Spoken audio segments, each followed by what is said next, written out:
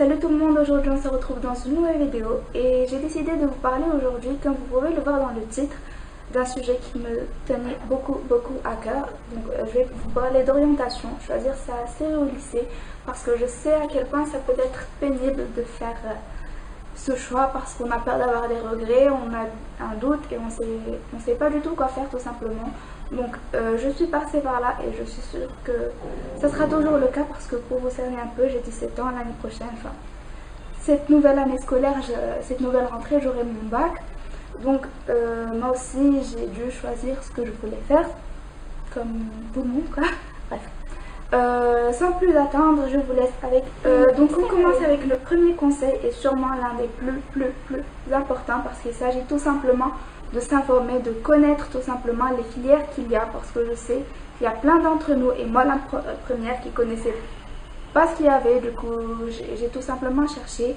Demandez à vos profs, demandez à votre orientateur, demandez à même vos parents, c'est pas grave, ils pourraient avoir une idée. Demandez dans votre entourage, cherchez sur internet. En tout cas, il faut savoir ce qu'il y a, comme ça vous êtes sûr de ne rien rater.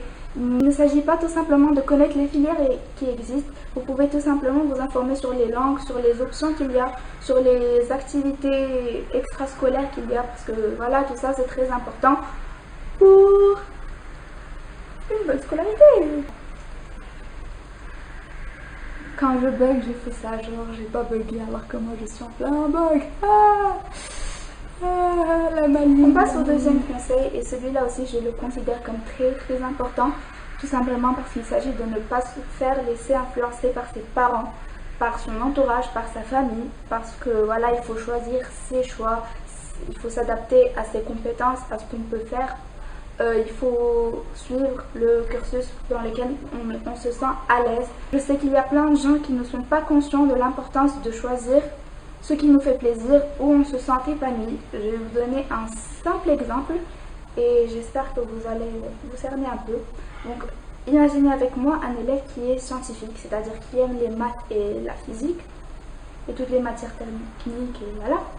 Et cet élève a des parents qui sont avocats ou qui ont toujours voulu être avocats, quelque chose du genre, et qui l'obligent à faire des études de droit, des études littéraires, alors que lui, enfin voilà, il se sent pas à l'aise dedans.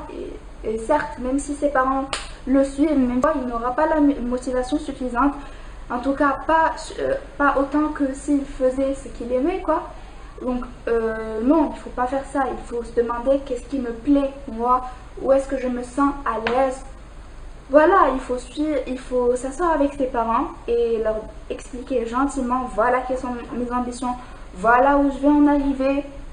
Enfin, leur donner des alternatives, leur montrer que ce que vous aimez faire, voilà, vous permettra d'avoir un avenir, tout simplement. Et vous pouvez leur montrer des vidéos sur le sujet, mais sûrement pas la mienne parce que moi je suis qu'une élève de 17 ans. Donc je ne serai pas très crédible, mais je suis sûre de ce que je suis en train de dire. Il faut suivre ce que vous aimez, où vous vous sentez. Pour le troisième conseil, il vient tout simplement compléter le deuxième. Il s'agit tout simplement de faire des tests, aller sur internet par exemple, ou demander à vos orientateurs, il y en a dans tous les lycées j'imagine. Donc leur demander de vous faire des tests pour savoir votre personnalité, à quel métier ou à quelles études elle... Voilà. Parce que voilà, je vais vous donner un simple exemple. Imaginez une personne qui a toujours voulu être médecin, mais qui est dégoûtée du sang. Ça ne peut pas marcher. Mais si vous avez toujours voulu être médecin, si le sang, la présence du sang, voilà, non. Bon, en tout cas, il vous faudra un long moment d'adaptation. Très important de savoir avant tout qu'est-ce qui convient le plus à votre personnalité, comme j'étais en train de dire. Donc, et les tests sont un moyen de vous cerner un peu. Et pour le quatrième conseil, alors ce que je tenais à vous dire encore une fois, c'est un truc vraiment très important. Je ne sais pas ce que j'ai avec les trucs importants aujourd'hui, mais en tout cas, voilà, on fait avec. Donc, je tiens juste à préciser que ce truc-là, je ne l'ai pas inventé, c'était un prof qui a beaucoup d'expérience qui nous l'a dit, et ce prof, je lui fais beaucoup confiance, donc faites-moi confiance, vous aussi. Donc, ce que je tenais à vous dire, c'est qu'un examen ou deux examens, même trois, ne reflète pas votre niveau dans une matière. C'est-à-dire que c'est pas parce que vous avez peut-être 3 notes qui sont pas vraiment satisfaisantes dans un examen que vous allez dire moi je suis mieux dans cette matière, parce qu'il ne s'agit pas seulement de ça, il s'agit de plein de facteurs. Pour vous expliquer un peu comment le prof me l'avait dit. Donc un examen il reflète seulement l'effort que vous aviez fourni durant le mois précédent, et dans ce mois plein de trucs peuvent se passer. Vous pouviez être overbooké par certaines matières, vous pouviez avoir des problèmes de santé, tomber malade, n'importe. Vous pouviez avoir des problèmes à la maison qui pourraient influencer votre travail.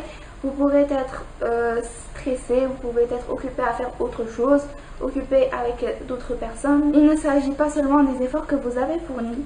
Donc le mieux c'est de se demander, est-ce que moi quand je lis un énoncé, est-ce que j'arrive à comprendre, j'ai une idée un peu sur la matière, est-ce qu'avec un peu plus d'efforts, avec un peu plus de travail, j'arriverai à m'améliorer, ou au contraire, je ne comprends strictement rien, je n'aime pas travailler ça. C'est surtout ça, est-ce que vous aimez la matière ou pas?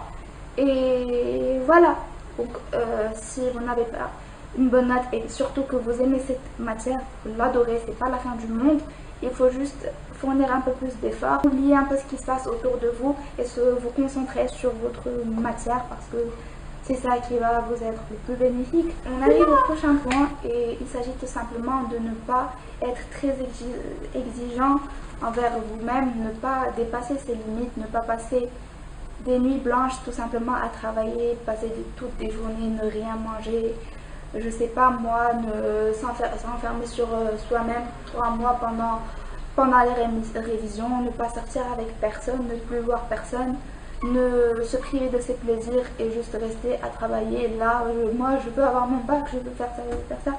Non, ça se passe pas comme ça. À certains moments vous aurez un blocage, vous ne pourrez plus fonctionner, vous allez déprimer et voilà, vous allez tomber malade, tout ça on ne le veut pas à nous. Donc prenez soin de vous, laissez-vous respirer le cerveau, parce qu'on est des humains, on n'est pas des robots, et même les machines ça casse quoi, ça à certains moments ça ne peut plus marcher. Si vous voulez travailler, être productif, il faut se donner la chance de respirer un peu et de profiter. Donc voilà tout le monde pour les conseils que je tenais à partager avec vous. Donc je sais pas ce que vous en pensez, vous pouvez me le dire en commentaire, et surtout dites-moi quels sont vos conseils pour choisir votre orientation, parce que je suis très intéressée pour savoir tout ça. Donc j'espère que cette petite vidéo vous aurait plu et que voilà, j'ai pu être un peu intéressante et vous rapporter de nouvelles choses. N'hésitez pas à aimer la vidéo, à vous abonner à ma chaîne, à la partager avec vos amis s'ils en ont besoin aussi. Et moi je vous dis à plus tard pour une prochaine vidéo. À plus tard.